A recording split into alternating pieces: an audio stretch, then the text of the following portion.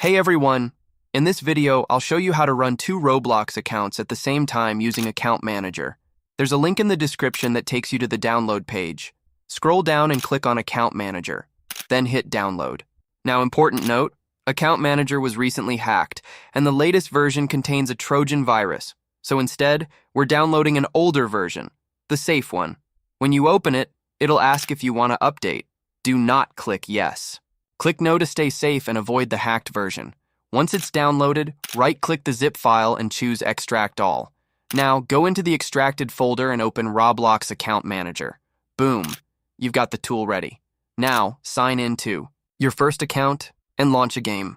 Once you're in, go back, open the tool again, and log into your second account. Open a second game.